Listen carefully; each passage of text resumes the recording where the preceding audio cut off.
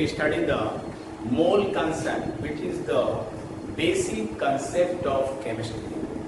बच्चों, आज हम लोग बिल्कुल बेसिक क्लियर करेंगे। 11th में जब आप आते हैं तो पहला चैप्टर आपको बेसिक कंसेप्ट मोल कंसेप्ट मिलता है, जो बहुत परेशान करता है आपको। लेकिन आज हम लोग बिल्कुल कंसेप्ट को क्लियर कर देंगे, एक एक चीज देखेंगे मोल कंसेप्ट का और बिल्कुल सारी बातों को क्लियर कर देंगे। आप ध्यान से देखेंगे मोल कंसेप्ट कैसे हम पढ़ेंगे। अगर आपका मोल कंसेप्ट क्लियर हो जाता है तो आप कह सकते हैं कि सारे चैप्टर्स के बेस आपके तैयार है। होता क्या है बच्चों कि मोल कंसेप्ट में बेसिक चीजों को लोग नहीं समझ पाते और हायर क्वेश्चंस लगाना शुरू कर देते हैं। तो कहते हैं सर क्वेश्चन फंस गया, सर क्वेश्चन नहीं आया। तो इसका रीजन यही है कि आप जो है बेसिक चीजों को समझ नहीं पाते। आज हम लोग बेसिक चीजों को बिल्कुल समझेंगे और मोल कंसेप्ट को क्लियर करेंगे। आइए देखते हैं। तो सबसे पहले हम मोल कंसेप्ट की बात कर लें। तो मोल कंसेप्ट में सबसे पहले हम बात कर लें बेसिक का, एटम्स की बात कर लें कि एटम्स क्या है। एटम्स छोटे क्लास से पढ़ते आ रहे हैं कि एटम्स क्या है, फिर भी हम आपको बता रहे हैं एक बार फिर से कि बिल्कुल क्लियर हो जाए। तो एटम्स को अगर डिफाइन करना है तो क्या बोलेंगे एटम्स को? Atom is the smallest particle or smallest part of the element which can take part in any chemical reaction। पढ़े हैं आप एटम्स किसको बोलते हैं बेटा? जो किसी एलिमेंट का स्मॉलेस्ट पार्टिकल होता है और किसी भी रिएक्शन में भाग ले सकता है, but it not exist in free state. It does not exist in free state. Free state में नहीं रहता। ये ध्यान देना है कि फ्री स्टेट में ये नहीं रह पाता है। केमिकल रिएक्शन में क्या करता है? भाग। क्लियर है? एटम्स आती है आपको डेफिनेशन, लेकिन फिर भी हम देख ले रहे हैं कि एटम्स क्या है। आइए जरा एग्जाम्पल देख लेते हैं। मान लीजिए आप रिएक्शन लिख लेते हैं H2 plus Cl2 gives up 2HCl। क्या होता है बेटा? इस H2 को अगर हम ऐसे लिखते हैं, Cl2 को ऐसे, पता है आपको यहाँ पे क्या होगा? H का एक एटम, क्लोरीन का एक एटम आपस में रिएक्ट करते हैं और क्या देते हैं हमें यहाँ पे देते हैं HCl देते हैं। कौन रिएक्ट किया? HCl, यानी एटम रिएक्ट किया। H का एक एटम, Cl का एक एटम, एटम रिएक्ट किया और ये कंपाउंड बनाया। आप कहते हैं सर आपने यहाँ पे 2HCl लिया, तो आपने पढ़ा है mass of conservation, law of conservation, law of mass conservation पढ़ाया। क्या बोलते हैं उसको? क्या बोलते हैं? The mass of reactant is equal to mass of product. Reactant और प्रोडक्ट के मास क्या होना चाहिए? इक्वल होना चाहिए। तो यहाँ पे हमने इसको बैलेंस कर दिया। देखते हैं H2 प्लस Cl2। तो एटम की बात करें बेटा, एटम्स की बात करें तो हम पढ़ते आ रहे हैं कि एटम क्या है। Atom is the smallest particle of an element which can take part in any chemical reaction. तो एटम्स क्लियर है ना? अब हम लोग बात करेंगे, एटम्स की बात कर लिए तो अब बात करेंगे मॉलिक्यूल्स का। मॉलिक्यूल्स क्या होता है? मॉलिक्यूल्स इसको डिफाइन करना है। कैसे डिफाइन करेंगे? Molecules is the smallest particle of substance, smallest particle of substance and that can exist in free state. That can exist in free state. जबकि एटम क्या था? फ्री स्टेट में नहीं रह सकता, जबकि molecule exist in free state. What is molecule? Molecule की बात करते हैं बेटा, तो मॉलिक्यूल हमें 2 टाइप्स के मिलते हैं। The first is the homo atomic. Homo atomic and second is the heteroatomic. The first is the homoatomic and second is the heteroatomic. Homoatomic, homo is what? Say H2, O2, Cl2, Br2, P4, S8, ये सब क्या है? These are the homoatomic because ये जो molecules हैं वो same atom से बने हुए हैं, इसलिए हम बोलेंगे कि sir these are the homoatomic molecules. Heteroatomic molecules NO2, CO2, N2O, it is C. Hetero means different atoms हैं यहाँ पे, नाइट्रोजन है, ऑक्सीजन, कार्बन है, ऑक्सीजन, तो different, that is the heteroatomic and that is the homoatomic. अब homoatomic में भी हो सकते हैं डाइएटॉमिक, टेट्राएटॉमिक, ऑक्टाएटॉमिक है ना. हाइड्रोजन को क्या बोलेंगे? Diatomic, because that is the two atoms. Atomicity कितनी है? 2 है. P4 को अगर बोले P4 को तो टेट्राएटॉमिक. वहीं अगर हम सल्फर को बोले तो ऑक्टाएटॉमिक. उस तरह से यहाँ पे भी मिल जाएगा. मोनोएटॉमिक भी होता है, जैसे गैसेस हीलियम को ले ले, नियॉन को ले ले, तो मोनोएटॉमिक मॉलिक्यूल्स भी कहते हैं, याद रखेंगे. और डाइएटॉमिक की बात करें तो ये आ जाएंगे. टेट्रा की बात करें, ऑक्टा की बात करें, इस तरह से आप मॉलिक्यूल को समझा सकते हो कि मॉलिक्यूल्स क्या है. तो क्लियर करना बेटा, एक एक चीज बेसिक से बिल्कुल लेके चल रहे हैं आपको, छोटी से छोटी चीज आपको बताने जा रहे हैं और ध्यान देंगे इस पे. तो मॉलिक्यूल्स क्या है? That is the smallest part of the substance which can exist in free state. That will be what? Homoatomic or heteroatomic. Homoatomic means this one and heteroatomic NO2, CO2, etc. Now, अब हम लोग बात करेंगे, atoms की बात हो गई, molecules की बात हो गई, अब किसकी बात करेंगे? अब हम लोग बात करेंगे एटॉमिक मास की बात करेंगे. एटॉमिक मास, एटॉमिक मास की बात करेंगे, बड़े ध्यान से समझेंगे बेटा. एटॉमिक मास मीन्स क्या है? Atomic mass means mass of one atom. Mass of one atom.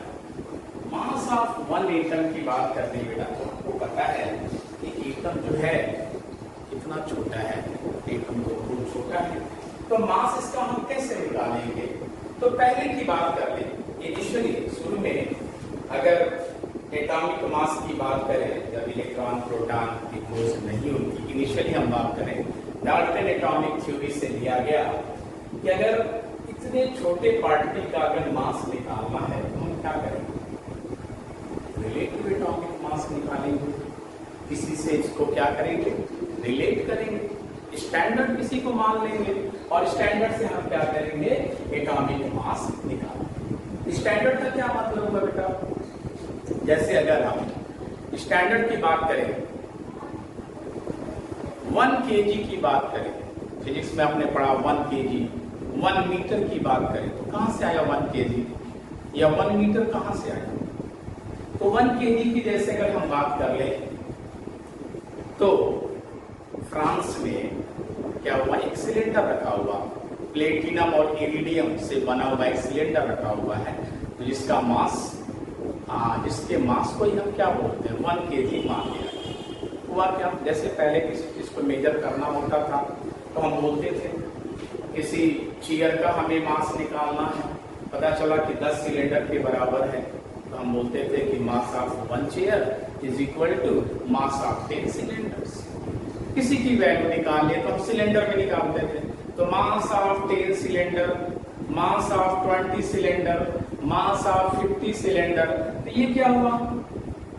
ये बड़ा है. मास ऑफ सिलेंडर सब में बार बार लिखना पड़ना, तो हमने एक छोटा सा यूनिट रख दिया केजी कि चलो अब जहां बोलते थे कि मास ऑफ 10 सिलेंडर, वहां क्या बोल देंगे? 10 kg बोल देंगे, सिलेंडर की जगह हो गया केजी. उसी तरह से मीटर को हुआ. मीन्स कहना हम ये चाह रहे हैं बेटा, स्टैंडर्ड मान लेते हैं. स्टैंडर्ड का मतलब आप समझ रहे होंगे कि पहले तो हमें मानना ही पड़ेगा कि कोई भी चीज हम क्या करेंगे, उसको यूनिट ले लेंगे और उसी से हम सबको क्या करेंगे, मेजर करेंगे। उसी तरह से एटॉमिक मास के लिए क्या हुआ बेटा, एटॉमिक मास के लिए कार्बन 12 को लिया गया, कार्बन 12 को स्टैंडर्ड लिया गया और उसी से क्या किया गया, इसको एटॉमिक मास को कंपेयर कर दिया गया, एटॉमिक मास की डिफिनेशन बना दिया गया। हालांकि कार्बन से पहले हाइड्रोजन और ऑक्सीजन को भी लिया गया। एक क्वेश्चन आपसे बनता है कि सर हाइड्रोजन और ऑक्सीजन ये लिया गया तो क्यों कार्बन को क्यों ले लिया गया? तो देखा गया जब उससे ऑक्सीजन और हाइड्रोजन और ऑक्सीजन से जब निकाला गया एटॉमिक मास तो ज्यादातर फ्रैक्शन में आ रहा था, इसलिए कार्बन को ले लिया। ठीक है, कार्बन 12 को ले लिया गया यहाँ पे। तो क्वेश्चन एक फिर उठ जाता है कि सर एटॉमिक मास की जो डिफिनेशन दी गई वो कार्बन 12 क्यों लिया गया? ध्यान दीजिएगा बेटा, बहुत ध्यान से सुनिएगा। एटॉमिक मास की जब डिफिनेशन दिया गया तो कार्बन 12 को भी क्यों लिया गया? तो अभी एक बात बोला अभी कि जब हाइड्रोजन उसको लिया गया तो फ्रैक्शन आ गया, लेकिन फिर भी इन्हीं एलिमेंट्स को क्यों दिया गया? तो यहाँ पे 4 आप कह सकते हैं कि 4 बातें हैं कि अगर इन बातों को देखा गया, 4 बातों को देखा गया, 4 मैटर्स यहाँ पे हैं जिसके मतलब इसी के वजह से कार्बन 12 को लिया गया। जैसे सबसे पहला अगर हम देख लें, बात कर लें कार्बन 12 का क्वेश्चन उठता है, सबसे पहले बच्चे के सामने ये क्वेश्चन उठता है कि सर कार्बन 12 पे क्यों लिया? आप बुक में देखोगे कार्बन 12 पे डिफिनेशन दे रहा है तो मन में ये बात आएगी कि सर कार्बन 12 ही क्यों लिया? तो सबसे पहले हम क्या देखते हैं, 4 चीजें देखते हैं, आपको पहले ही बताया। तो पहला हम क्या देखते हैं, एबंडेंस देखते हैं।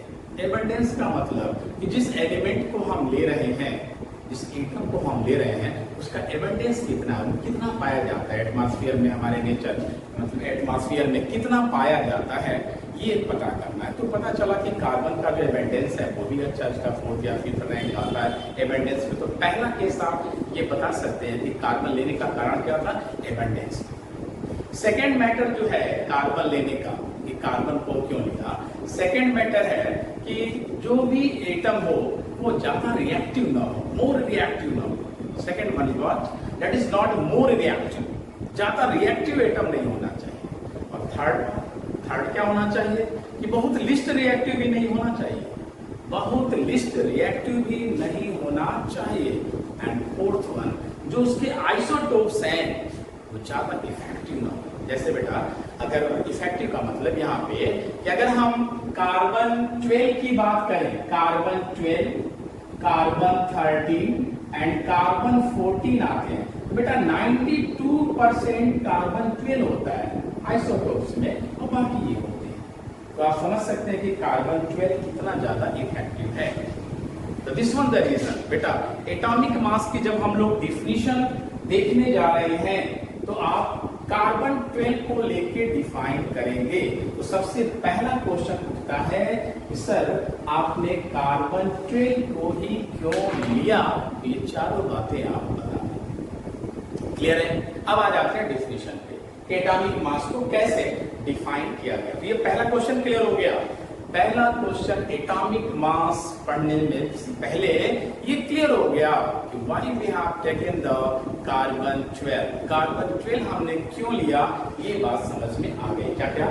Abundance, not more reactive, not least reactive and what most effective, what isotopes, ये बात। तो यहाँ पे दिया गया, जैसे बेटा अभी हमने आपको बोला कि जब किसी का मास निकालना होता था तो हम बोलते थे कि mass of 20 cylinder.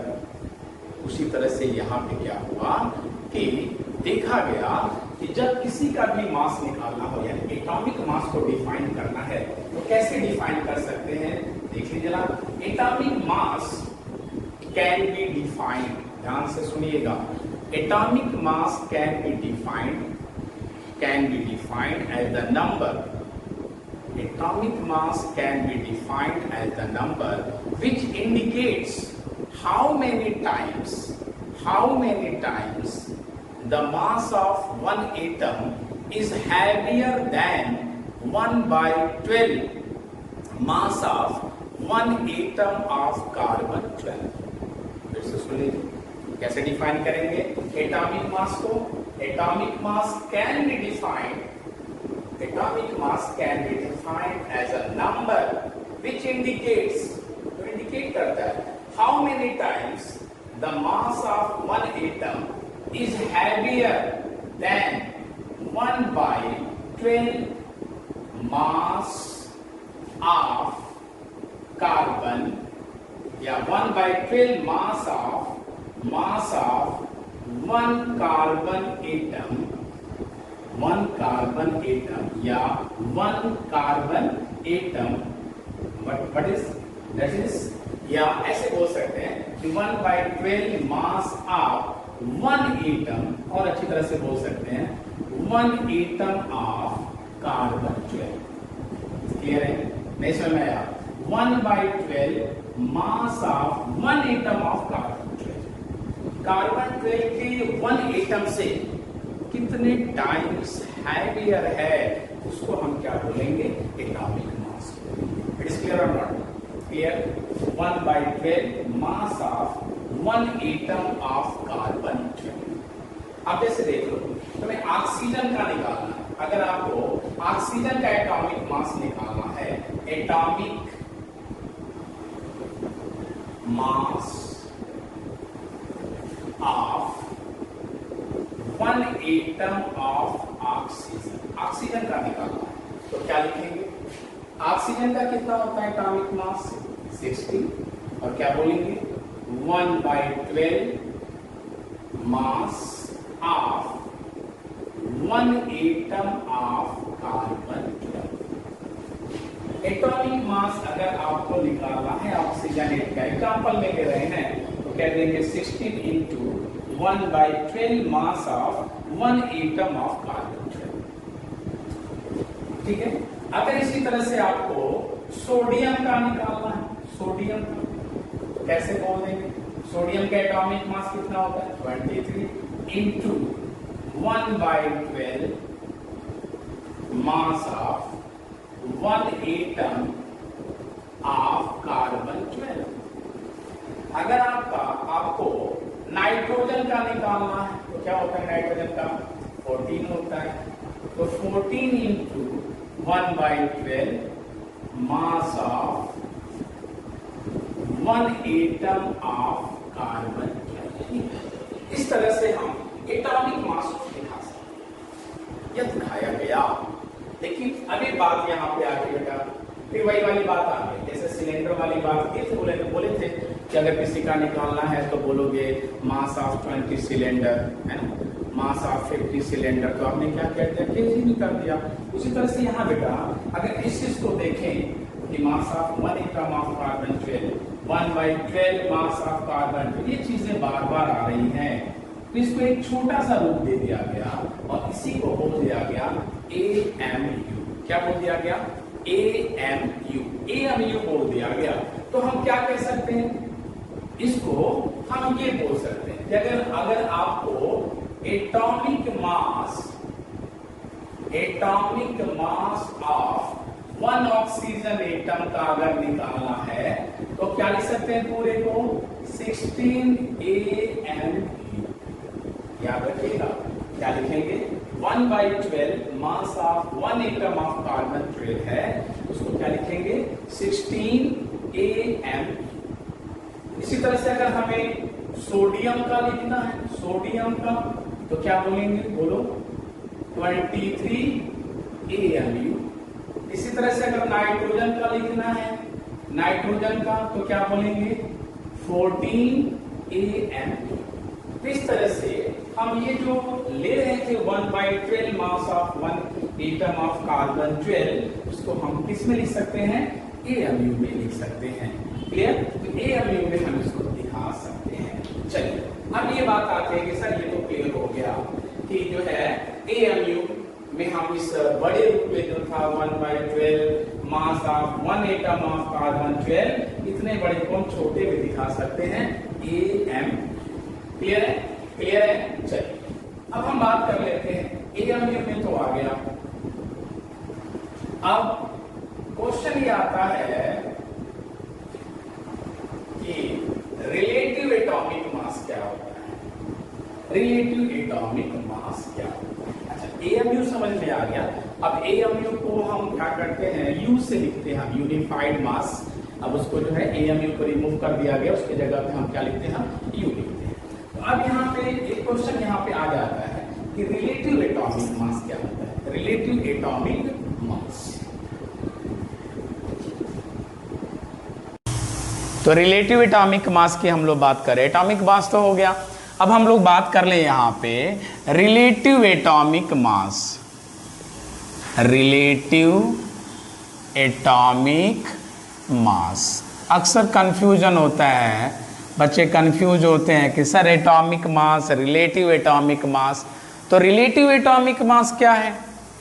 Relative atomic mass का मतलब ये हुआ बेटा कि यहां पे हम क्या किए, रिलेट किए हैं, रिलेशन निकाले हुए हैं। जैसे अगर हमको निकालना है ऑक्सीजन का रिलेटिव एटॉमिक मास निकालना है तो हम क्या बोलेंगे, atomic mass, atomic mass of one oxygen atom, one oxygen atom in AMU upon, किससे रिलेट करेंगे, एएमयू से।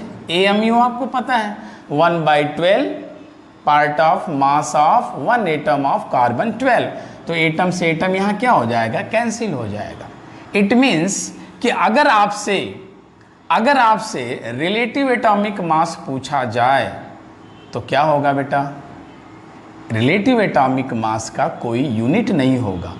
अगर आपसे ऑक्सीजन का कहा जाए कि atomic mass of oxygen, atomic mass of oxygen, तो आप बोलेंगे 16 AMU, 16 AMU।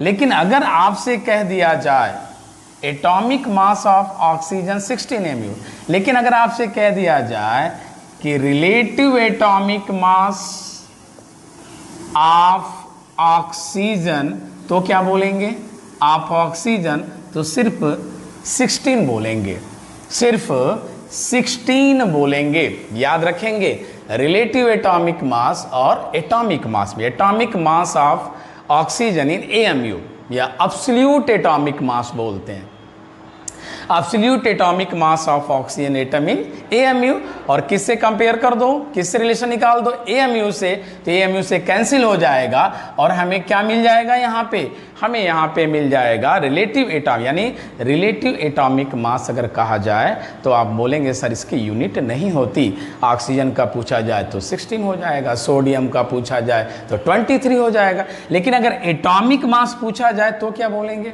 16 AMU 23 AMU, है ना, ऐसे आप बोलेंगे।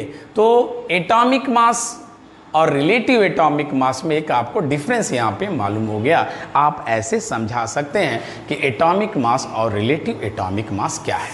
ध्यान से सुनना बेटा, एटॉमिक मास जो है कहाँ से आया, कार्बन 12 से आया। 1/12 part of mass of one atom of carbon 12 को स्टैंडर्ड मान लिया गया और स्टैंडर्ड मान करके एटॉमिक मास का यहाँ पे निकाला गया। बाद में क्या हुआ बेटा कि जब मास स्पेक्ट्रोमीटर हो गया, ये मास स्पेक्ट्रोमीटर की खोज हुई, तो मास स्पेक्ट्रोमीटर से क्या हुआ, कार्बन के एक मास का, कार्बन के एक एटम का मास पता चल गया। किससे, मास स्पेक्ट्रोमीटर से। ध्यान दीजिएगा बेटा, किससे, मास स्पेक्ट्रोमीटर से, मास स्पेक्ट्रोमीटर से पता चल गया कि mass of one atom of carbon is equal to 1.9926 into 10⁻⁻23 gram. याद रखेंगे 1.9926 इंटू 10⁻⁻23 ग्राम। ये मास स्पेक्ट्रोमीटर, बाद में मास स्पेक्ट्रोमीटर से ये निकाला गया। तो अब अगर आपसे पूछा जाए कि atomic mass of oxygen atom, 1 oxygen atom, तो आपने क्या बोला था 16 AMU, 16 AMU बोला था। तो यहां से हम क्या कर सकते हैं 16 इंटू AMU की जगह क्या लिखना था 1/12 mass of 1 atom of carbon 12, ये लिख रहे थे मास ऑफ 1 एटम ऑफ कार्बन 12। तो बेटा क्या कर दोगे अब जरा बता दो, यहां पे 16 और 1/12 into mass of 1 atom of carbon 12 कितना आ गया 1.9926 इंटू 10⁻⁻23 ग्राम। तो बेटा जब इस 12 से इसको डिवाइड कर दोगे ना तो जानते हो क्या आ जाता है, इस 12 से अगर इसको डिवाइड कर देते हो तो ये आ जाता है 1.66 into 1.66 into 10⁻⁻23 gram. It means यहाँ पे AMU की वैल्यू आ गई, AMU की वैल्यू यहाँ से आ गई 1.66 इंटू 10⁻⁻24 ग्राम। तो अगर आपसे पूछा जाए, अगर एटॉमिक मास को, अगर आपको एटॉमिक मास ऑफ 1 एटम का अगर पूछा जाए, 1 एटम का, 1 एटम ऑफ ऑक्सीजन एटम का, तो आप कह सकते हैं कि सर 16 इंटू 1.66 इंटू 10⁻⁻24 ग्राम। तो याद रखिएगा बेटा, पहले हम AMU को यूज़ कर रहे थे, AMU को यूज़ कर रहे थे और AMU को हमने यहाँ पे समझा दिया कि AMU का ये मतलब हो गया। अच्छा, अगर AMU को डिफाइन करना है तो कैसे डिफाइन करेंगे, आप यहाँ से डिफाइन कर देंगे AMU को। AMU को कैसे डिफाइन करेंगे, AMU को बोलेंगे कि द क्वांटिटी ऑफ AMU, चलिए AMU को डिफाइन कर देते हैं कि AMU क्या है, AMU द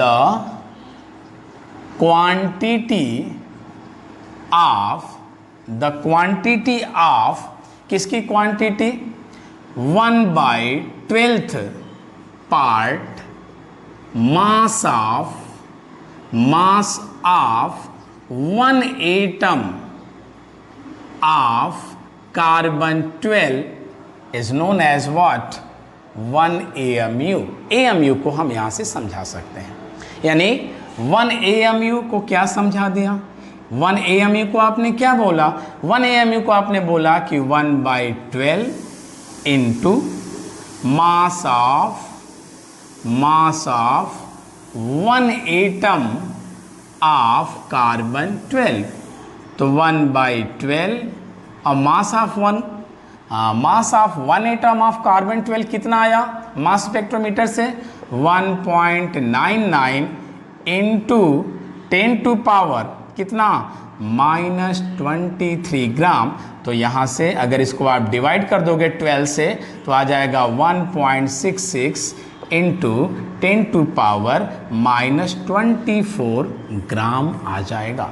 तो 1 AMU की वैल्यू याद रखेंगे बेटा, 1 AM की वैल्यू 1.66 इंटू 10⁻⁻24 ग्राम होता है। तो जब ऑक्सीजन का निकालना होगा या किसी का भी निकालना होगा बेटा, तो आप क्या करोगे, अगर AMU में है और बोला जाता है कि ग्राम में बताओ क्या होगा, तो क्या करोगे, मल्टीप्लाई कर दोगे इससे।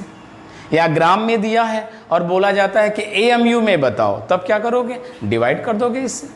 तो याद रखेंगे AMU की वैल्यू यहाँ से आ गया। तो एटॉमिक मास की डिफिनीशन कहाँ से आई, कार्बन 12 से। और कार्बन 12 का जब मास निकाल लिया गया, 1 एटम का मास निकाला गया, किससे निकाला गया, मास स्पेक्ट्रोमीटर से। तो यहाँ से कितना निकल के आया 1.9926 इंटू 10⁻⁻23 ग्राम। और 12 से जब इसको डिवाइड कर 1/12 पार्ट लेना है तो ये आ गया 1.66 इंटू 10⁻⁻24 ग्राम आ गया। तो चलिए AMU भी क्लियर हो गया। AMU से अगर ग्राम में करना है तो, या ग्राम से AMU में करना है तो आप क्लियर कर सकते हैं यहाँ से। चलिए, तो रिलेटिव भी हो गया और एटॉमिक मास भी हो गया। और एटॉमिक मास किस में हो गया, AMU में भी हो गया और ग्राम में भी हो गया। AMU का मतलब समझ में आ गया। अगर AMU को डिफाइन करना है तो क्या बोल दोगे, 1/12 part mass of 1 atom of carbon 12, और मास ऑफ 1 कार्बन 12 एटम की वैल्यू मास स्पेक्ट्रोमीटर से निकाल लिया गया और ये क्लियर कर लिया। तो बेटा ये क्लियर हो गया आपका। एटॉमिक मास और रिलेटिव एटॉमिक मास में क्या डिफरेंस है, वहां पे यूनिट होगा, रिलेटिव एटॉमिक मास में यूनिट नहीं होगा। और एएमयू कब यूज करेंगे, एएमयू अगर है तो इसको हम क्या कर सकते हैं, एक तो पहले एएमयू को हम यू से लिखते हैं अब यूनिफाइड मास, और दूसरा क्या है, दूसरा अगर इसको ग्राम में करना है तो एएमयू की 1 एएम की वैल्यू जो है 1.66 इंटू 10 टू पावर -24 ग्राम, इसको हम यूज कर लेंगे। चलिए अब अगला हम लोग बात करेंगे, यहां पे एटॉमिक मास क्लियर हो गया और रिलेटिव एटॉमिक मास भी क्लियर हो गया बेटा। अगला हम लोग बात करेंगे सेकेंड वन, मॉलिक्यूलर मास की बात कर लेते हैं। मॉलिक्यूलर मास की बात कर लेते हैं। मॉलिक्यूलर मास, मॉलिक्यूलर मास क्या है, वहां पे हम लोग एटॉमिक मास में किसकी बात कर रहे थे, एटम की।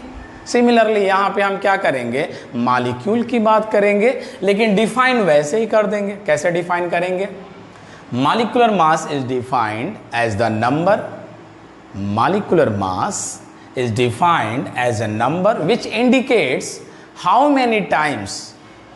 Many times the molecule or the mass of molecule is heavier than 1/12 mass of 1 atom of carbon 12। बस अंतर इतना है कि वहां पे हम एटम को बोल रहे थे कि एटम का जो मास है वो कितना हैवियर है, और यहां पे बोलेंगे कि मॉलिक्यूल हमारा जो है वो कितना हैवियर है। तो यहां पे हम मॉलिक्यूलर मास निकाल सकते हैं। क्लियर है, ठीक उसी तरह से यहां भी कर लेंगे। अगर आपको मान लीजिए मॉलिक्यूलर मास निकालना है, molecular mass of 1 oxygen molecule, oxygen molecule को आपको निकालना है बेटा। तो क्या बोल रहे थे आप क्या बोल रहे थे, O2 है तो O2 का कितना हो जाएगा बोलो, 32 हो जाएगा। वहां पे 16 ले रहे थे, into 1/12 mass of 1 atom of carbon 12। Similarly same यहां पे यूज करना है। तो क्या हो जाएगा बेटा, इसको आप क्या बोले थे, एएमयू बोले थे, तो क्या लिख देंगे 32 AMU, 32 AMU। ओके, आपको निकालना है कार्बन डाइऑक्साइड का निकालना है, molecular mass of carbon dioxide, molecular mass of carbon dioxide का निकालना है। कार्बन डाइऑक्साइड याद रखिएगा, मॉलिक्यूलर मास की बात कर रहे हैं, कार्बन डाइऑक्साइड की बात कर रहे हैं। तो क्या करेंगे, कार्बन का हमें मालूम है कितना होता है, 12 होता है। ओ का आपको पता है कितना होता है, 16 होता है, और इनटू 2 कर देंगे, कितना आ जाएगा बेटा, ये आ जाएगा आपका 44 क्या AMU हो जाएगा। या 44 क्या लिखेंगे बेटा, U भी लिख सकते हैं ना, 44 U भी लिख सकते हैं। AMU को हम U से दिखाते हैं। तो इसी तरह से किसी का भी अगर मॉलिक्यूलर मास निकालना है तो हम AMU में कह देंगे। अगर कह दिया जाए ग्राम में कर दे तो ग्राम में हमें पता है कि सर AMU 1 AM की वैल्यू मालूम है, 1 AM की वैल्यू मालूम है कितना, 1.66 इंटू 10 टू पावर -24 ग्राम। तो क्या करेंगे, मल्टीप्लाई कर देंगे, ग्राम में आ जाएगा। तो याद रखिएगा मॉलिक्यूलर मास को भी डिफाइन कर सकते हैं। कैसे डिफाइन करेंगे बेटा, molecular mass can be defined as the number which indicates the molecule how many times heavier than 1/12 part of mass 1 atom of carbon 12। Carbon 12 से कितना टाइम्स हैवी है, इस बात को हमें मॉलिक्यूलर मास को डिफाइन कर सकते हैं, यानी हम डिफाइन कर सकते हैं। क्लियर है मॉलिक्यूलर मास। चलिए तो ये बात तो क्लियर हो गया बेटा, सिंपल सी बात है। देखिए अभी आपको छोटी छोटी बातें बता रहे हैं जो बेसिक हैं, पूरी बेसिक हैं। इसको आप ठीक से समझ लेते हो तो आगे बिल्कुल आपका कंसेप्ट क्लियर हो जाएगा। यही आगे आपको परेशान करते हैं। तो एटम्स हमने देख लिया, एटम्स क्या होता है, मॉलिक्यूल देख लिया, एटॉमिक मास देख लिया, रिलेटिव एटॉमिक मास देख लिया और मॉलिक्यूलर मास देख लिया, और साथ ही साथ हमने क्या देख लिया, AMU। AMU क्या है याद रखिएगा, AMU। चलिए अब हम बात करेंगे यहां पे मोलर मास की बात करेंगे। मोलर मास हेडिंग डाल दो बेटा, मोलर मास क्या होता है। मोलर मास अक्सर लोग कंफ्यूज रहते हैं, मतलब बच्चे अक्सर कंफ्यूज रहते हैं कि सर मोलर मास है, मॉलिक्यूलर मास है, ये समझ में नहीं आता। यहाँ पे अब मोलर मास की बात करेंगे बेटा, ध्यान दीजिएगा। मोलर मास का मतलब क्या हो गया, यहाँ मोल आ गया, यानी मास ऑफ वन मोल पार्टिकल्स। याद रखेंगे बेटा, मास, मोलर मास का मतलब मास of one mole particles, one mole particles. या आप ये कह सकते हैं कि मास ऑफ 6.022 इंटू 10⁻23 पार्टिकल्स। ध्यान दीजिएगा बेटा, अभी ये नंबर कहाँ से आया, ये अभी बात करेंगे, इस पे बहुत अच्छी तरह से इस पे बात करेंगे। फिलहाल अभी ये जानिए कि वन मोल में इतने नंबर होते हैं, अभी इसकी हम बात करेंगे आगे। तो मास ऑफ इतने पार्टिकल्स, अगर मोलर मास की बात आ गई, ध्यान दो बेटा, मोलर मास की बात आ गई, वो मॉलिक्यूलर मास था पहले, ये मोलर मास है। अक्सर लोग कहते हैं कि एक ही तो है, सेम तो है, ध्यान से समझेंगे। मोलर मास का मतलब आ गया बेटा मास ऑफ वन मोल पार्टिकल्स, या मास ऑफ एवोगैड्रो नंबर। इसको क्या बोलते हैं, एवोगैड्रो साहब ने खोजा इसलिए बोलते हैं एवोगैड्रो नंबर, यानी पार्टिकल्स। अब इस मोलर मास की बात करेंगे बेटा, तो इस मोलर मास को हम दो भागों में बांट सकते हैं। क्या क्या, जरा ध्यान से देखिए, क्या क्या। अगर हम एटम्स लेंगे, अगर हम एटम्स लेंगे तो यहां जो मोलर मास होगा बेटा, उसको बोलते हैं क्या, ग्राम एटॉमिक मास। ग्राम एटॉमिक मास। मोलर मास की बात अगर हम एटम्स के लिए करेंगे तो बोलेंगे ग्राम एटॉमिक मास, या इसको शॉर्ट में बोलते हैं GAM। और अगर यहाँ पे हम मॉलिक्यूल की बात करेंगे बेटा, मॉलिक्यूल्स की बात अगर करेंगे तो यहाँ बोलते हैं क्या, क्या बोलेंगे, ग्राम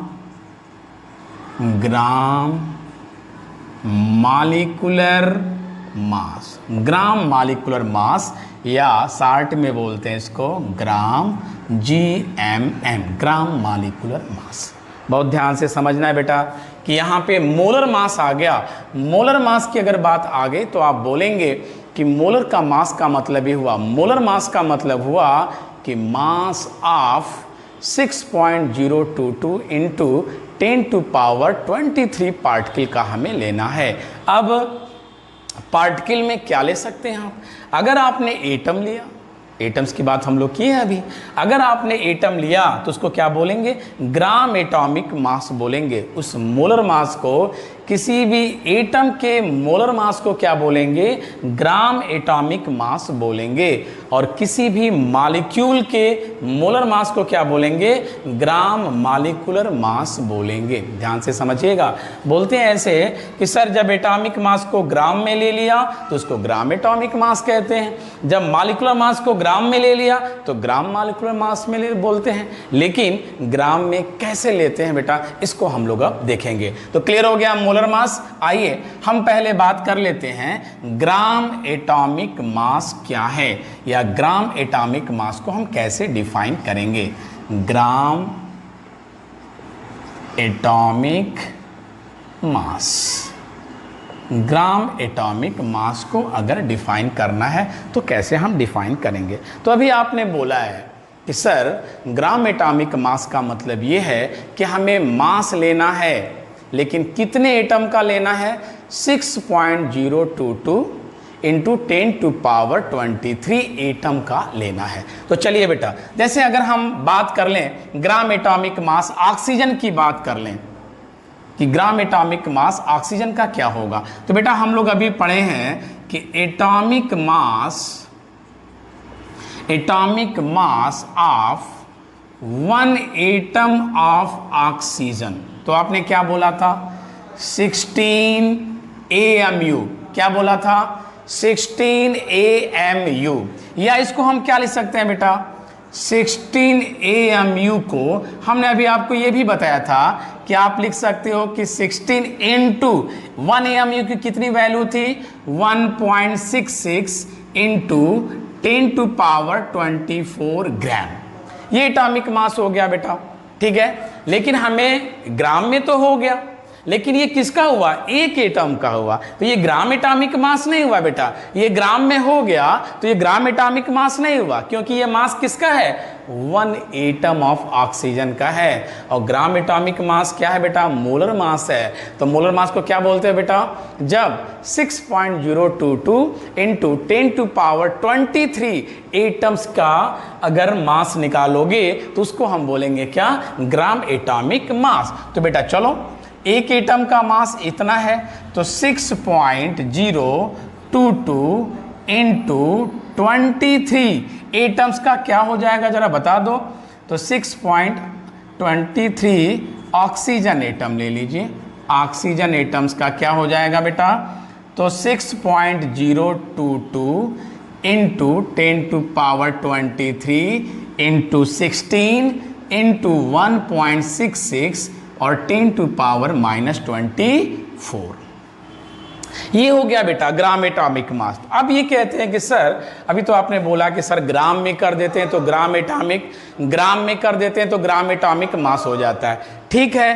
तो यहाँ पे ये 16 हो गया, और इन दोनों का अगर इन दोनों का मल्टीप्लाई करेंगे बेटा इस एवोगाड्रो नंबर का और इसका अगर मल्टीप्लाई करोगे तो ये नियर अबाउट 1 के करीब आएगा, जरा देख लो 6.022 into 10 to power 23 and 1.66 into 10 to power -24, अगर इन दोनों का मल्टीप्लाई करते हो बेटा तो 1 के करीब आता है, तो कितना हो जाएगा ये ग्राम में है, तो ये हो जाता है 16 gram, and this one the what gram atomic mass of oxygen atom.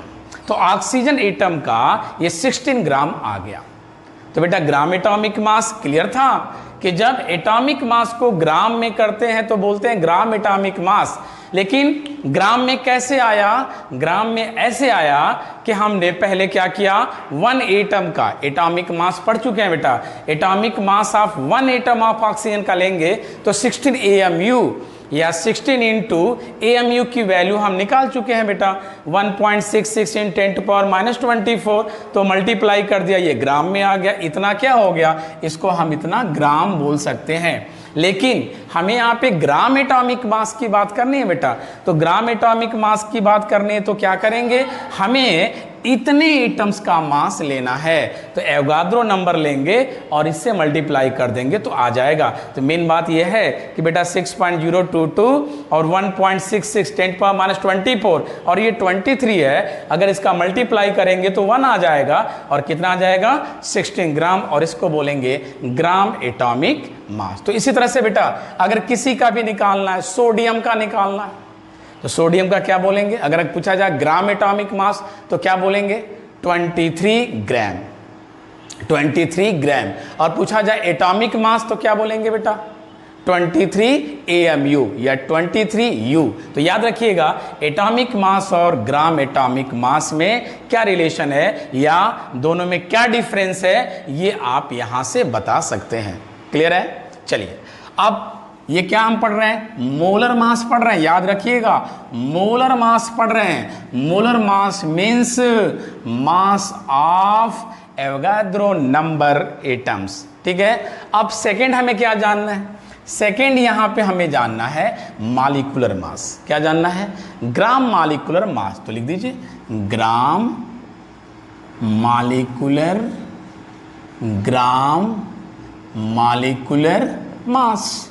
चलिए अब ग्राम मॉलिक्यूलर मास की बात करनी है तो सेम क्या करेंगे, हम यहाँ पे मॉलिक्यूल को लेंगे। फॉर एग्जांपल हम लोग लिए थे कि mass of 1 oxygen O2 molecule, क्या लिख रहे थे बेटा हम लोग 32 AMU, 32 AMU, या 32 AMU को क्या लिख रहे थे, 32 AMU, या हम बोल रहे थे 32 into 1.66 into 10 to power -24 gram, but it is not gram molecular mass. ये क्या है बेटा, ये मास ऑफ 1 O2 मॉलिक्यूल है, ग्राम में तो है, ग्राम में तो है, लेकिन ये ग्राम मॉलिक्यूलर मास नहीं है, क्योंकि हम यहाँ पे ग्राम मॉलिक्यूलर मास का मतलब मोलर की बात करना, मोल की बात करना, मोलर नहीं, मोल की बात करना बेटा।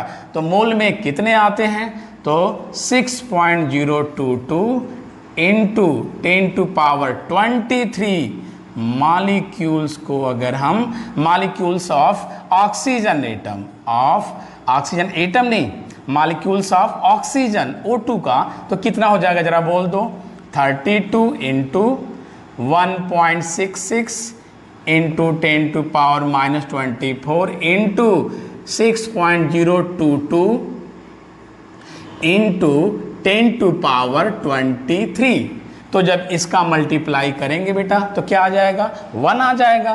तो क्या हो जाएगा, 32 इंटू 1 यानी 32 ग्राम आ जाएगा, and that is the gram molecular mass.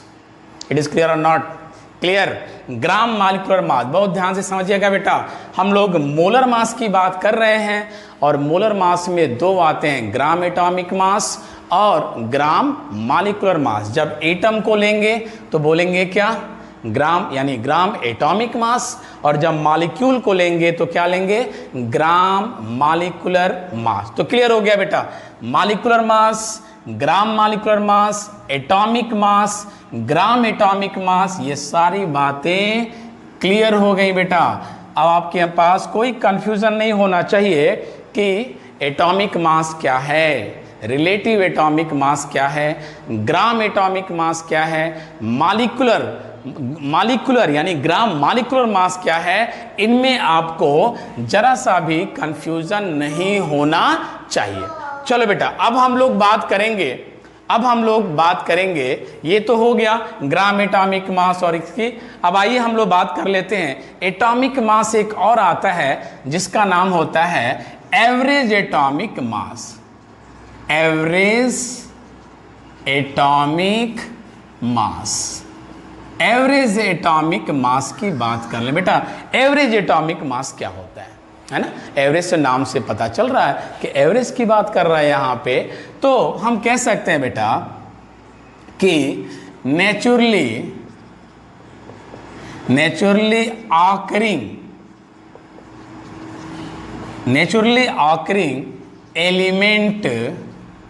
Element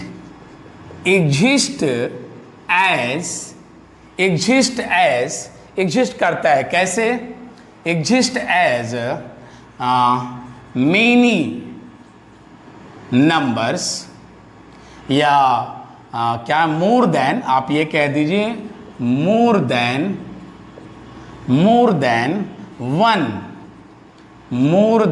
one isotopes,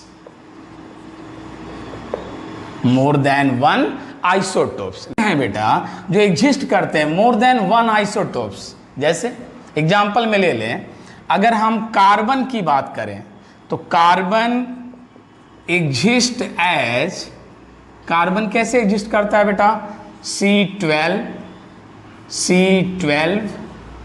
C13, C14, ये इसके आइसोटोप से मिलते हैं। उसी तरह से अगर हम Cl की बात कर दें, Cl एग्जिस्ट एज Cl35,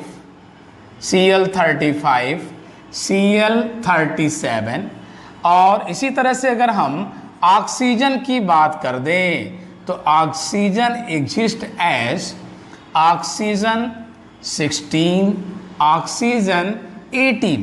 बेटा एवरेज एटॉमिक मास की बात करनी है तो कहाँ से आया एवरेज एटॉमिक मास, तो हमें यहाँ पे naturally occurring elements exist as more than one isotopes. कुछ एलिमेंट्स ऐसे हैं बेटा जो एक से अधिक आइसोटोप रखते हैं, जैसे कार्बन को देख लो, क्लोरीन को देख लो, ऑक्सीजन को देख लो, ये लोग अधिक आइसोटोप्स रखते हैं, एक से अधिक आइसोटोप्स रखते हैं। तो क्या होता है, इनका हम जो है एवरेज एटॉमिक मास निकालते हैं। आइए देखते हैं कैसे। एवरेज एटॉमिक मास की बात अब करेंगे। कैसे, लिख दीजिए average atomic mass. Average atomic mass यहाँ लिखा हुआ है, हम बोल सकते हैं average atomic mass is equal to A1 X1 plus A2 X2 plus A3 X3 plus AN XN upon 100%। इसकी बात कर लें, अपॉन 100 कर देंगे, हमें यहाँ से एवरेज एटॉमिक मास मिल जाएगा। 100 कर देंगे, यहाँ से आपको क्या होगा, एवरेज एटॉमिक मास मिल जाएगा। तो यहाँ पे A1 A2 क्या है, A1 A2 atomic mass of isotopes, atomic mass of isotopes. And X1 X2 क्या है, X1 X2 X3 ये क्या है, ये है रिलेटिव एबंडेंस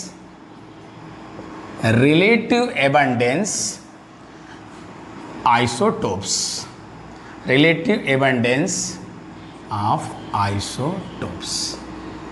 आइसोटोप्स जो है एबंडेंस कितने पाए जाते हैं परसेंटेज में देख लेंगे, तो आपको रिलेटिव एबंडेंस ऑफ आइसोटोप्स जो है X1 X2 है। ठीक है, तो एवरेज एटॉमिक मास इस तरह से हम पता कर सकते हैं। एवरेज के नाम से क्लियर है कि हमें एटॉमिक मास का क्या करना है, एवरेज निकालना है। आइए देखते हैं, एक क्वेश्चन इस पे देख लेते हैं। मान लीजिए आपको क्लोरीन की बात की जाए बेटा, क्लोरीन का एवरेज एटॉमिक मास, एवरेज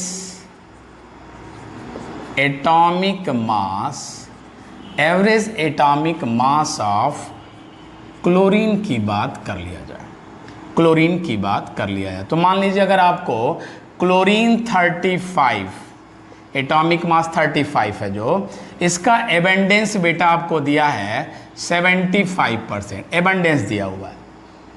और Cl37 है, इसका एबंडेंस दिया है 25%। और बोला जाता है कि इसका एवरेज एटॉमिक मास क्या होगा, एवरेज एटॉमिक मास क्या होगा। तो हमें यहाँ तो मालूम हो गया, क्या क्या मालूम हो गया बेटा, A1 कितना हो गया, A1 एटॉमिक मास 35 और X1 कितना हो गया 75%, A2 कितना हो गया, A2 37 और X2 कितना हो गया 25% हो गया, है ना ये। तो चलिए कैसे निकालेंगे तब हम यहाँ पे एवरेज एटॉमिक मास अगर क्लोरीन का निकालना है तो रख दीजिए वैल्यू उठा करके। क्या है एवरेज एटॉमिक मास, कैसे निकालना है, A1 X1 plus A2 X2 upon 100। A1 कितना, एटॉमिक मास 35, एबंडेंस कितना इसका है 75 प्लस A2 कितना है, एटॉमिक मास 37, X2 कितना है 25 अपॉन 100। अगर इसको सॉल्व करते हैं बेटा तो आपको मिल जाता है 35.5। और इसलिए आप क्या करते हैं, क्लोरीन का क्या बताएं, एटॉमिक मास जो आप बताते हैं वो बोलते हैं क्या कि 35.5 है। इस तरह से आप एवरेज एटॉमिक मास को समझ सकते हैं, एवरेज एटॉमिक मास को आप निकाल सकते हैं। सिमिलरली इसी तरह से एक क्वेश्चन आपसे पूछा हुआ है ना, 2009 में क्वेश्चन पूछा है ना, IIT में पूछा है, इजी, बहुत इजी क्वेश्चन है, कुछ क्वेश्चंस बहुत इजी भी आते हैं। तो उसमें आयरन का दिया था बेटा कि आयरन जो है Fe जो है 54, Fe54 दिया है, Fe54, और इसका जो एबंडेंस दिया है बेटा वो दिया है 5%। Fe जो है 56 दिया था और ये दिया था 90%। Fe जो है 57 दिया, 57 ये दिया 5%, ठीक है। और आपसे बोल रहा है कि एवरेज एटॉमिक मास, इसका एवरेज एटॉमिक मास क्या होगा, ठीक है। तो चलिए क्लियर हो गया यहाँ पे A1 कितना है बेटा 54 और X1 कितना है 5 है 5%। A2 कितना है A2 56, X2 कितना है 90% और A3 कितना है आपका 57 और X3 कितना है आपका 5%। यहाँ पे दिया हुआ है बेटा, ठीक है ना, 5% दिया हुआ है। अब आपसे कह रहा है कि एवरेज एटॉमिक मास निकालो, नो प्रॉब्लम, फट से अपने फार्मूले पे आ जाइए। क्या फार्मूला आपका है एवरेज एटॉमिक मास का? आपने क्या बोला A1 X1 A2 X2 A3 X3 upon 100। A1 कितना था? A1 आपका एटॉमिक मास 54। X1 कितना था? X1 कितना था ये 5% प्लस A2 कितना था आपका 56, X2 90% और A3 कितना था आपका 57 और X3 आपका 5 और अपॉन 100 था। यहाँ पे कितना आ जाएगा? ये क्वेश्चन आपको दिया हुआ था, है ना, ऑप्शन भी दे दिया हुआ था, है ना, ऑप्शन आपको दे दिया हुआ था। कैसे दिया था? ऑप्शन आपको दे दिया था 55.85, 56.20, 55.95, 55.2 दे दिया था 02। अब बोला तो इसमें बोलो क्या होगा? तो सिंपल सी बात है बेटा, सबसे अधिक परसेंटेज किसका है? 90 वाले का है। 56 आपका 90% दे रहा है, तो सिंपल सी बात है कि 56 के करीब ही आएगा। तो 56 के करीब सबसे ज़्यादा करीब कौन है? 55.9, तो इसका आ जाएगा 55.95 इसका आ जाएगा average atomic mass of iron. तो बेटा इस तरह से हम लोग एवरेज एटॉमिक मास को जान लिए कि एवरेज एटॉमिक मास क्या है। क्लियर है? चलिए, तो अब ये एटॉमिक मास क्लियर हो गया बेटा। एटॉमिक मास, अब आपके पास कोई कंफ्यूजन नहीं होना चाहिए बेटा। एटम्स क्या है, मॉलिक्यूल्स क्या है, एटॉमिक मास क्या है, रिलेटिव एटॉमिक मास क्या है, मोलर मास क्या है, ग्राम एटॉमिक मास क्या है, ग्राम मॉलिक्यूलर मास क्या है, एवरेज एटॉमिक मास क्या है, ये सारी बातें यहाँ से क्लियर हो गई बेटा। ठीक है, अब आइए हम लोग बात करते हैं मोल कंसेप्ट पे। ये तो एक बेसिक हो गया मोल कंसेप्ट के लिए कि ये चीज़ें हमें जानना जरूरी थी, क्योंकि बार बार बच्चों को इसमें कन्फ्यूजन होता है कि ग्राम एटॉमिक मास, सर एक ही जैसा सब लगता है, ग्राम एटॉमिक मास बोल रहा है, मॉलिक्यूलर मास बोल रहा है कि सर मोलर मास कहेंगे कि मॉलिक्यूलर मास कहेंगे, सब तो एक ही लग रहा है सर। मॉलिक्यूलर मास भी हम ग्राम में लिख दे रहे हैं, इसे भी लिख दे रहे हैं ग्राम में, फिर दोनों में डिफरेंस क्या है? तो आप बिल्कुल क्लियर कर सकते हो कि क्या डिफरेंस है ग्राम मॉलिक्यूलर मास और मॉलिक्यूलर मास में। अब आज बेटा मोल की बात हम लोग कर लें। मोल की बात करें तो मोल को हम डिफाइन कर सकते हैं कि मोल है क्या। तो मोल को हम डिफाइन कर सकते हैं कि mole is the collection of Avogadro number, यानी 6.022 इंटू 10⁻23। अभी जो यूज़ किए थे बेटा, अभी आपको बताए थे कि अभी आपको हम बताएंगे। तो मोल कंसेप्ट में अगर डिफाइन करना है तो आप बोल सकते हैं कि 12 ग्राम कार्बन 12 एटम में जितने पार्टिकल्स प्रेजेंट हैं, Avogadro number, as Avogadro number जितने पार्टिकल्स प्रेजेंट हैं उसको हम क्या बोलेंगे? मोल बोलेंगे। यानी कहने का मतलब ये है बेटा कि जिसमें भी अगर जिसके पास भी एवोगाद्रो नंबर हो गया उसको हम 1 मोल बोल देंगे, 1 मोल बोल देंगे। छोड़ो कार्बन की बातें, कार्बन की बात ही छोड़ो, 2018 की बात कर लें। 2018 नवंबर में ये क्लियर कर दिया गया, कार्बन की बात छोड़ो, सीधे बोलो मोल को कि जिसके पास एवोगाद्रो नंबर है बेटा उसको बोल दो कि 1 मोल है। छोटा सा, इतना बड़ा एवोगाद्रो नंबर है 6.022 इंटू 10⁻23 और छोटा सा हम क्या बोल देंगे? मोल बोल देंगे। ठीक उसी तरह से जैसे आप बेटा डजन बोलते हो, कोई बोलता है 1 डजन बनाना, क्या बोलते हो? 12 बनानास। क्लियर है ना? वन स्कोर बोला जाता है। वन स्कोर मतलब 20 नंबर्स आते हैं। वन ग्रास बोला जाता है, 144 आता है। सेंचुरी बोल दिया, 1 सेंचुरी 100 आ जाता है। फिक्स है बेटा, फिक्स है। उसी तरह से अगर वन मोल बोल दिया जाए, किसी को भी बोल दिया जाए वन मोल, अगर किसी में भी नंबर एवोगाद्रो नंबर दे दिया जाए, यानी वन मोल बोल दिया जाए, तो आप कह दोगे कि उसमें एवोगाद्रो नंबर ही होगा। जैसे अगर बेटा अगर आपको बोल दिया जाए कि 6.022 into 10 to power 23 atom of hydrogen, atoms of hydrogen, इतना एटम्स हाइड्रोजन का दिया जा रहा है बेटा, इतना एटम्स हाइड्रोजन का दिया जा रहा है, तो आप कह सकते हो इसको क्या कि 1 mole of hydrogen atom. 1 mole of hydrogen का मतलब हो गया कि इतने एटम्स हाइड्रोजन के हैं। अगर इतना ही बोल दिया जाए बेटा 6.022 into 10 to power 23 molecules of H2, molecules of H2, तो क्या बोल देंगे 1 मोल ऑफ H2। तो जिस भी इस नंबर को बेटा, इस नंबर को कहीं यूज करेंगे तो उसको हम सीधे ले आके क्या बोलेंगे 1 मोल। अगर आपसे कह दिया जाए बेटा कि 6.022 10 टू पावर 23 चेयर आपके पास है, तो उसको क्या बोल सकते हैं 1 मोल चेयर। अगर आपके पास 6.022 इंटू 10 टू पावर 23 मेंस हैं बेटा, आदमी हैं आपके पास, तो उनको बोल सकते हो 1 मोल। तो समझ में आ गया होगा बेटा कि ये नंबर ही पूरा मोल है। अगर कहीं भी एक मोल की बात आ गई तो आप इस नंबर की बात करोगे। अब क्वेश्चन ये उठता है कि सर ये नंबर कहाँ से आया, ये नंबर आया कहाँ से, इसकी बात हम लोग कर लेंगे। तो अभी हम लोग बात किए थे कि मास स्पेक्ट्रोमीटर से निकाला गया था। मास स्पेक्ट्रोमीटर से क्या निकाला गया था, मास ऑफ 1 एटम ऑफ कार्बन 12 का निकाला गया था। और कितना आया था 1 एटम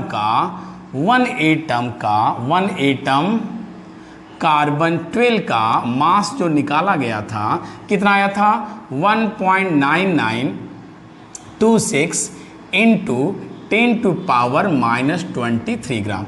मास ऑफ 1 एटम, यहाँ पे लिख देते हैं mass of 1 atom of carbon 12 का मास स्पेक्ट्रोमीटर से ये निकाला गया था, है ना बेटा। तो इतने मास में कितना एटम है कार्बन का, 1 एटम है, 1 एटम है बेटा। तो हमें किस में निकालना है 12 ग्राम में। 12 ग्राम कार्बन में कितने एटम होंगे, तो कितने हो जाएंगे बेटा, अगर आपको नंबर ऑफ एटम्स निकालना है 1 मोल में, है ना, तो क्या करेंगे 12 को हम नंबर ऑफ एटम्स निकालना है 12 ग्राम में। क्यों, क्योंकि हम बात किसका कर रहे हैं बेटा 12 ग्राम का, किसका कार्बन 12 का। तो 12 अपॉन अगर 1.9926 इंटू 10 टू पावर -23 से अगर डिवाइड कर दोगे उस 12 ग्राम कार्बन को, क्योंकि कार्बन का एटॉमिक मास पता है आपको 12 होता है, तो 12 को अगर इससे आप डिवाइड कर दोगे तो ये आ जाएगा 6.022 इंटू 10 टू पावर 23। क्लियर बेटा। मास स्पेक्ट्रोमीटर से, ध्यान से सुनिए, मास स्पेक्ट्रोमीटर से हम लोग कार्बन 12 के एक एटम का मास निकाले थे, मास ऑफ 1 एटम, तो इतना आया था मास स्पेक्ट्रोमीटर से। तो हमें ये पता करना है कि कार्बन 12 को हमने स्टैंडर्ड लिया है, तो कार्बन 12 का एटॉमिक मास कितना है 12 है, तो 12 पार्ट में कितना होगा, डिवाइड कर दो यार मास से। ये क्या है, ये 12 ग्राम पर मोल है, और ये क्या है, ये ग्राम है बेटा, इतना आ गया 6.022 इंटू 10 टू पावर 23। ये नंबर आ गया एवोगाद्रो नंबर। तो ये क्लियर है बेटा कि एवोगाद्रो नंबर कहाँ से आया, आप ये समझा सकते हैं। अच्छा, एएमयू से एवोगाद्रो नंबर का रिलेशन था। एएमयू कैसे आया था बेटा, एएमयू में आपने क्या किया था 1.99 इंटू 10⁻23 को डिवाइड किया था 12 से तो आ गया था 1.66 इंटू 10⁻24। तो इसका मतलब ये हुआ कि 1 AMU का रिलेशन है एवोगाद्रो नंबर से। किससे?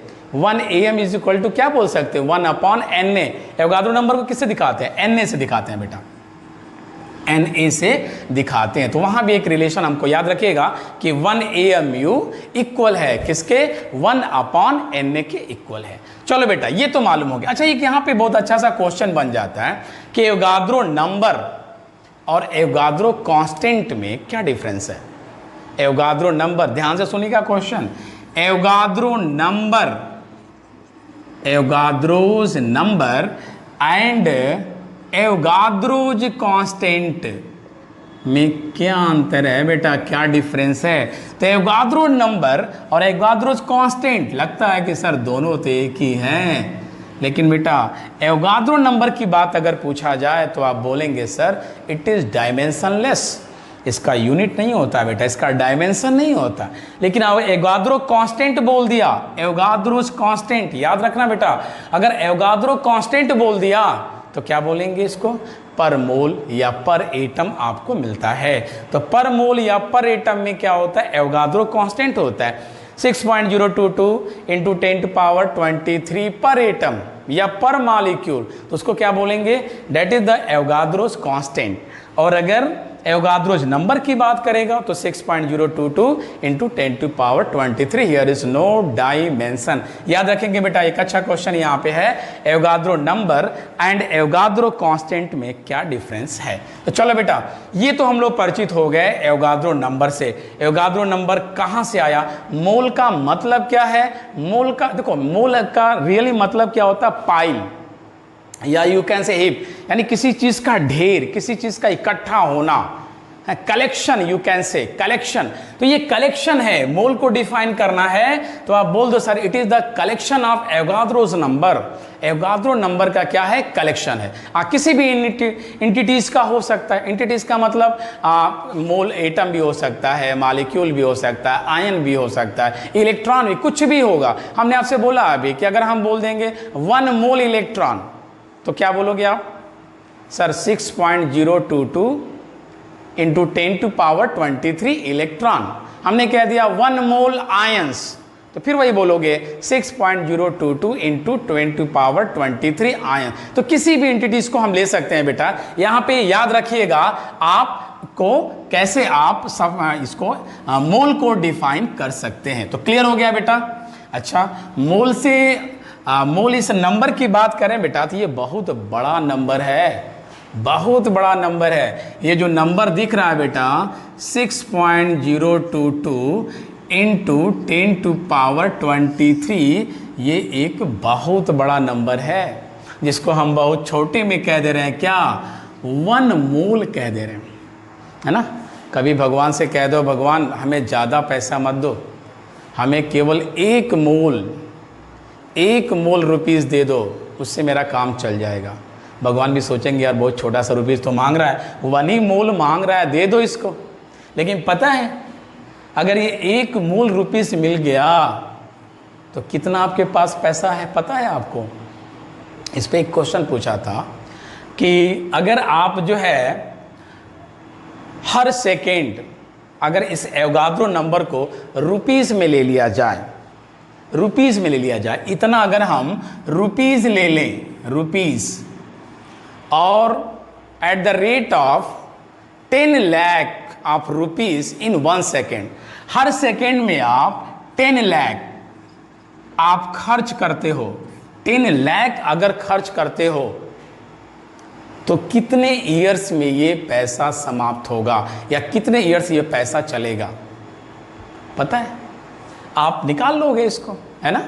इसको आप निकाल सकते हो कि अगर पर सेकेंड 10 लाख रुपीस खर्च कर रहे हो तो ये कितना चलेगा, ये आप बता सकते हो बेटा। कैसे बता सकते हो? देखो बहुत ही इंटरेस्टिंग क्वेश्चन है, एक बार आईटी में पूछा भी था इसको कि अगर आपको जो है हम क्या करते हैं कि एवोगाद्रो नंबर को एज ए रुपीज ले लेते हैं, how many years it would take to spend Avogadro number यानी this number rupees at rate of 10 lakh rupees in 1 second.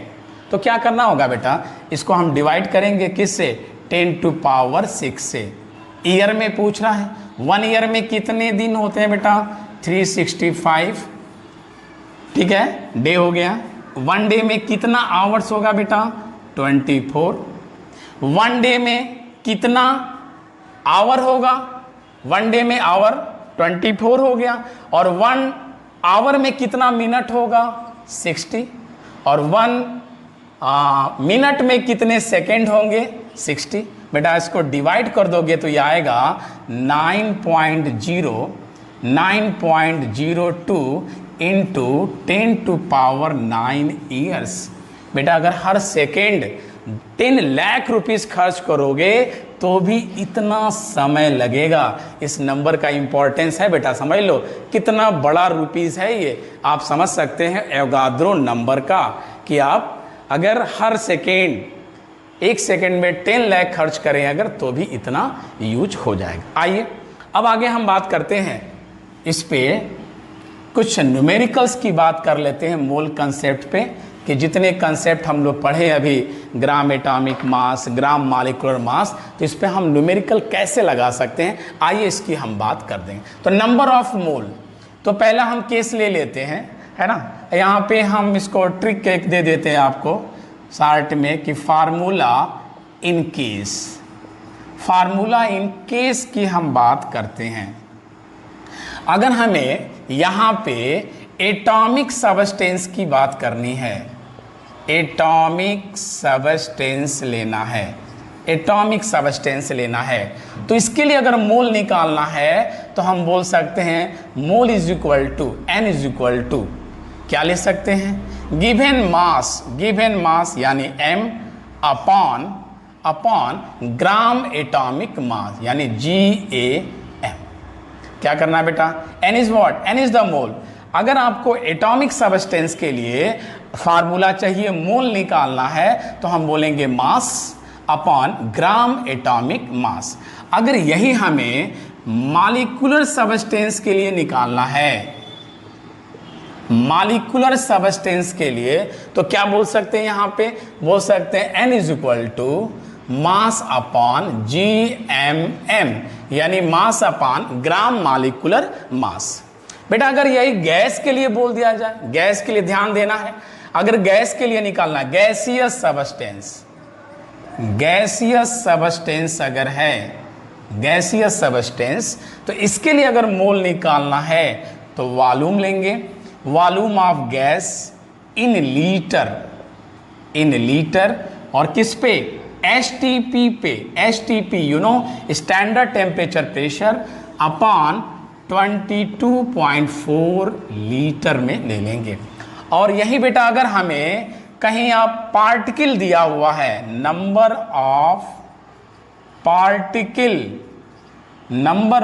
Particle given है, यहां मोल्स निकालना है, तो हम बोल सकते हैं क्या, नंबर ऑफ पार्टिकल, जिसको हम n से दिखा सकते हैं, number of particle n upon Avogadro number किससे दिखाते हैं, Na से। तो यहाँ से हम निकाल सकते हैं। तो बेटा इस फार्मूला से, ये 4 फार्मूला है जिससे आप सारी वैल्यू निकाल सकते हैं मोल का। क्या, अगर एटॉमिक मास की बात करनी है तो बोल दो sir given mass upon gram atomic mass, and you are quietly familiar to gram atomic mass. Gram atomic mass आपको बता चुके हैं बेटा। अगर आपको कहीं मॉलिक्यूलर सबस्टेंस का निकालना है तो ठीक है, मास अपॉन ग्राम मॉलिक्यूलर मास, ग्राम मॉलिक्यूलर मास अभी बताया आपको। गैसियस सबस्टेंस की बात करें बेटा STP पे, STP आप जानते हैं, अगर STP की बात की जाती है तो वॉल्यूम कितना लेते हैं, 22.4 लीटर। और वहीं अगर NTP की बात करते हैं बेटा रूम टेम्परेचर पे, तो वहाँ 22.7 लीटर ले लेते हैं। तो अगर गैसियस का निकालना है तो आप बोल दो कि वॉल्यूम इन लीटर STP पे अपॉन 22.4 लीटर। केवल गैस के लिए ध्यान देंगे बेटा, जब भी गैस की बात करनी होगी तो हम वॉल्यूम में जाएंगे। और वहीं अगर आपको कहीं पार्टिकल दिया है, नंबर ऑफ पार्टिकल दिया है, तो n is equal to n upon n में यहाँ पे कर लेंगे। आओ बेटा अब इस पे एक क्वेश्चन कर लेते हैं, फिर आपको छोड़ते हैं। चलिए क्वेश्चन की बात कर लिया जाए। मान लीजिए आपसे पूछ देता है, आपसे ये पूछ देता है कि 28 ग्राम एन पे 3 माइनस आपको दे देता है, ये सैंपल दे देता है, आपको सैंपल दे देता है बेटा। 28 ग्राम एन 3 माइनस सैंपल आपको दे देता है। और क्या क्या इससे हम पता कर सकते हैं बेटा? अगर आपको मोल पता करना है, नंबर ऑफ मोल पता करना है, नंबर ऑफ मोल, तो क्या करोगे बेटा? नंबर ऑफ मोल अगर पता करना है तो क्या करोगे? मास कितना दिया है? 28 ग्राम दिया है ना। और क्या लेंगे? ग्राम एटॉमिक मास, ग्राम एटॉमिक मास। तो नाइट्रोजन का ग्राम एटम है कि यहाँ पे क्या है बेटा? एटम है। कितना लेंगे इसका? 14 लेंगे। तो कितना आ जाएगा? 2 आ जाएगा, 2 आ जाएगा। ठीक है, मोल की बात कर रहे हैं, मोल की बात, तो क्या हो गया? 2Na हो गया। Na you know, Na is what? Na is what? That is the Avogadro number. तो 2Na आ गया। तो नंबर ऑफ मोल अगर पूछा जाए तो 28/40 यानी 2 एवोगाद्रो नंबर यहाँ पे मिल जाएगा। चलिए, अगर यहाँ से कह दे कि नंबर ऑफ आयंस बता दो, number of ions, number of ions कितना होगा बेटा? नंबर ऑफ आयंस कितना हो जाएगा? बोलो। 28 ग्राम में नंबर ऑफ आयंस कितना होगा? तो 14 ग्राम में कितना था? 14 ग्राम में अभी हम लोग पढ़े हैं कि किसी का भी एटॉमिक मास ले रहे हैं, एवोगाद्रो नंबर के बराबर जा रहा है। तो यहाँ पे आयन की बात कर रहा है, तो कितना हो जाएगा number of ions? Number of ions भी क्या हो जाएगा? 2Na हो जाएगा, 2Na हो जाएगा। Na ऐसे लिख दीजिए, ठीक है। अच्छा चलो, यहाँ से अगर आपसे पूछ दिया अगर कि नंबर ऑफ इलेक्ट्रॉन पूछ दे, total number of electron, total number of electron अगर पूछ दे, ठीक है, तो कैसे निकाल लेंगे? टोटल नंबर ऑफ इलेक्ट्रॉन अगर निकालना है तो टोटल नंबर ऑफ इलेक्ट्रॉन का क्या मतलब हुआ? कितने मोल है यहाँ पे? 2Na। इलेक्ट्रॉन कितना है यहाँ पे? इलेक्ट्रॉन की अगर बात करें तो n में इलेक्ट्रॉन कितना है बेटा बताओ? और 3 माइनस आ गया, कितना हो जाएगा? 10 हो जाएगा। तो 10 से मल्टीप्लाई कर दो, तो कितना हो जाएगा? 2 × 6.022 × 10⁻23 और इंटू 10 हो गया ये, ठीक है। 10 कर देंगे, आ जाएगा कितना? टोटल नंबर ऑफ इलेक्ट्रॉन आ जाएगा। अगर यहाँ से आपसे पूछ दे कि टोटल नंबर ऑफ प्रोटॉन पूछ दे, टोटल नंबर ऑफ प्रोटॉन पूछ दे, तो क्या करेंगे? टोटल नंबर ऑफ प्रोटॉन पूछ दिया तो मोल तो आप लेंगे ही 2Na आप मोल तो लेंगे ही बेटा। और प्रोटॉन कितना है जरा बता दो? प्रोटॉन एटॉमिक नंबर के बराबर होता है, तो इंटू क्या करेंगे? 7 कर देंगे आपसे, ठीक है। अगर आपसे कह दे कि नंबर ऑफ चार्ज बता दो, नंबर ऑफ चार्ज, कितना चार्ज होगा? चार्ज बताओ कितना होगा? तो टोटल मोल कितना है? 2Na। और चार्ज क्या है? 3 -3। तो 3 का मतलब क्या हुआ बेटा? 3 इलेक्ट्रॉन हुआ, याद रखना 3 इलेक्ट्रॉन हुआ। तो कितना हो जाएगा जरा बता दो? 2। और Na का 6.022 × 10⁻23 × 3। और इलेक्ट्रॉन पे चार्ज कितना होता है? 1.6 × 10⁻⁻19। तो मल्टीप्लाई कर देंगे, आ जाएगा बेटा। क्लियर है? तो इस तरह से आप निकाल सकते हैं क्वेश्चंस मोल पे, अगर आपका कंसेप्ट क्लियर हो गया है तो। चलिए एक क्वेश्चन और आपको बता देते हैं। आईटी में पूछा है कि हाउ मेनी मोल्स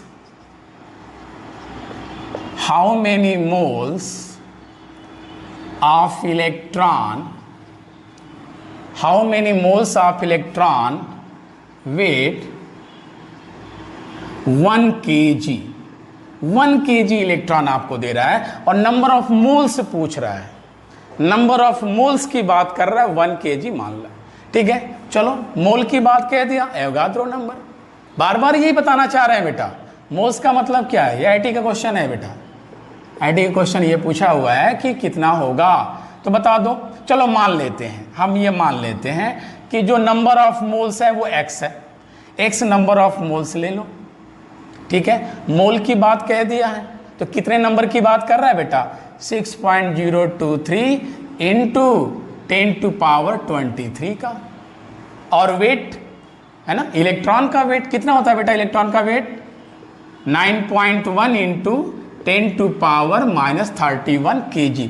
ये सब मिला करके किसके इक्वल हो रहा है बेटा, 1 kg के, 1 kg के। तो x की वैल्यू यहाँ से आ जाएगी, x इक्वल टू क्या हो जाएगा बेटा, 1/6.023 into 10 to power 23 into 9.1 into 10 to power -31। तो 31 से 23 माइनस कर दो, कितना हो जाएगा बेटा, ऊपर जाएगा प्लस में हो जाएगा, 10 टू पावर 8 हो जाएगा, और 6.023 इंटू 9.1 ये वैल्यू x की आ जाएगी, यानी नंबर ऑफ मोल्स यहाँ पे आ जाएंगे। तो इस तरह से बेटा बड़ी इजीली, अगर आपका कंसेप्ट क्लियर है तो बड़े आसानी से हम क्या करेंगे, इस मोल कंसेप्ट का यूज कर लेंगे। चलिए एक क्वेश्चन और कर लेते हैं, चलिए एक क्वेश्चन और कर लेते हैं। अगर आपसे पूछ दे what is the number of electron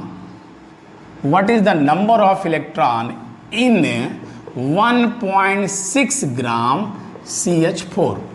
CH4 में आपसे क्या पूछ रहा है बेटा, आपसे पूछ रहा है कि नंबर ऑफ इलेक्ट्रॉन बताओ, नंबर ऑफ इलेक्ट्रॉन कितना होगा 1.6 ग्राम में।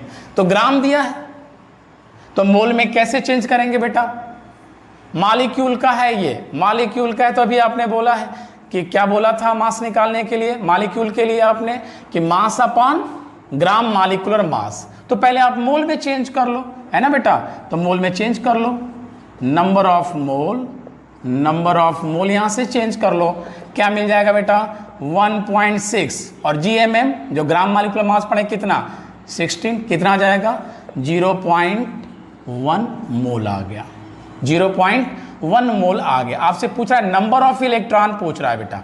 अच्छा ये बताओ 1 मोल में कितने होंगे electron, 6.022 into 10 to power 23 electrons होंगे। तो 0.1 में कितना होगा, मल्टीप्लाई कर दो, 6.022 इंटू 10 टू पावर 23 इंटू 0.1 क्या आ जाएगा 6.022 इंटू 10 टू पावर 22। लेकिन बेटा आपको क्या पूछ रहा है, इलेक्ट्रॉन पूछ रहा है, तो आपको ये पता करना है कि CH4 में कितने इलेक्ट्रॉन हैं। तो CH4 में अगर देखेंगे तो C का कितना होता है बेटा 6, और H का 1 इंटू 4 कितने हो गए 10 हो गए। तो क्या करो आप, अगर आप नंबर ऑफ मोल पूछ रहे हैं, नंबर ऑफ इलेक्ट्रॉन पूछ रहा है, तो क्या करेंगे 6.022 इंटू 10 टू पावर 23 में 10 का मल्टीप्लाई, सॉरी ये 22 है, ये 22 है, मल्टीप्लाई कर दो, फिर वही आ जाएगा 6.022 into 10 to power 23। Avogadro number फिर वापस आ जाएगा अगर 1.6 ग्राम में पूछा जा रहा है। तो इस तरह से आप वेरी सिंपली क्वेश्चन, अगर आपका कंसेप्ट क्लियर है बेटा ग्राम एटॉमिक मास, ग्राम मॉलिक्यूलर मास, तो बड़े आसानी से आप जो है इस पे न्यूमेरिकल आप लगा सकते हैं। ठीक है, तो चलिए अगले एपिसोड में हम लोग देखेंगे, अगले वीडियो में हम लोग और भी कैलकुलेशन इस पे कुछ देखेंगे आसानी से, ट्रिक से, कि कैसे हम मोल कंसेप्ट पे क्वेश्चन लगा सकते हैं। तो आज के लिए बस इतना ही, दैट्स ऑल, ओके।